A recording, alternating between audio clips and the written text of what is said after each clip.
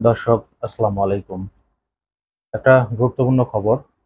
আপনারা জানেন যে বাংলাদেশে প্রতি বছর কুরবানি ঈদকে কেন্দ্র করে বিশেষ করে এই চামড়া নিয়ে একটা সিন্ডিকেট তৈরি হয়।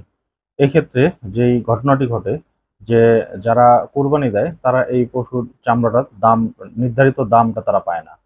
এছাড়াও বিভিন্ন সময় এই চামড়াগুলো যখন কোনো মসজিদ বা মাদ্রাসায় দান করা হয়, সেই ক্ষেত্রেও কিন্তু তারা এই সঠিক দামটা কিন্তু পায় না। বিগত সরকারের আমলে এটা নিয়ে একটা ব্যাপক সিন্ডিকেট তৈরি হয়েছিল বাংলাদেশে। তো এবার সেই সিন্ডিকেট ভাঙাকে কেন্দ্র করে সরকার কিন্তু একটা দাম নির্ধারণ করেছে। বিশেষ করে শহরে এবং গ্রাম অঞ্চল কেন্দ্রিক দুই প্রকার দাম নির্ধারণ করেছে সরকার। একটা নিউজ করেছে দৈনিক নয়া দিগন্ত। শিরোনামে বলা হয়েছে কোরবানি পশুর চামড়ার দাম নির্ধারণ করলো সরকার। তো খবরে যেটা বলা হয়েছে যে পবিত্র ঈদুল আজহাকে সামনে রেখে কোরবানি পশুর চামড়ার দাম নির্ধারণ করে দিয়েছে সরকার। এবছর ঢাকায় লবণযুক্ত চামড়ার বর্গফুট দাম 5 টাকা বাড়ানো হয়েছে। এবছর ঢাকায় গরু প্রতি লবণযুক্ত চামড়ার দাম নির্ধারণ করা হয়েছে 60 থেকে 65 টাকা, যা গত বছর ছিল 55 থেকে 60 টাকা। অন্যদিকে ঢাকার বাইরে দাম নির্ধারণ করা হয়েছে 55 থেকে 60 টাকা, যা গত বছর ছিল 50 থেকে 55 টাকা। এছাড়া বাণিজ্য উপদেষ্টা আরও জানান যে ঢাকায় সর্বনিম্ন কাঁচা চামড়ার দাম 1350 টাকা নির্ধারণ করা হয়েছে এবং ঢাকার বাইরে এটা নির্ধারণ করা হয়েছে 1150 টাকা।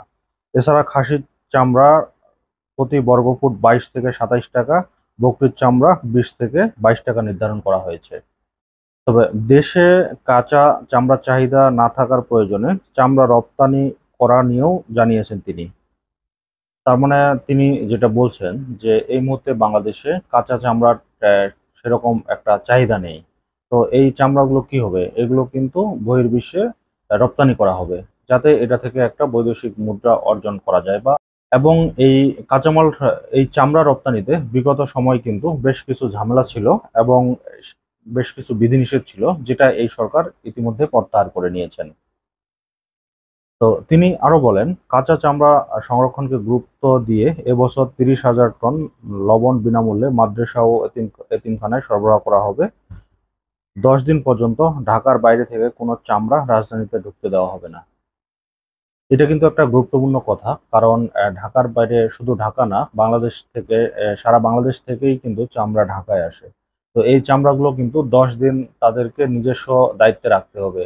এই 10 দিন কিন্তু তারা চামড়া ঢাকাতে ঢুকতে দিবে না, এবং 10 দিন পর নির্ধারিত সময় এই চামড়াগুলো ঢাকায় এনে প্রক্রিয়াজাত করে তারপরে হয়তো বাইরে তারা রপ্তানি করার একটা চিন্তা ভাবনা করছে।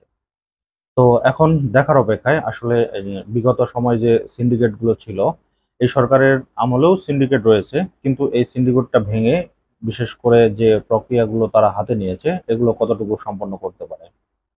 তো আজকের মতো এই পর্যন্তই। আল্লাহ হাফেজ।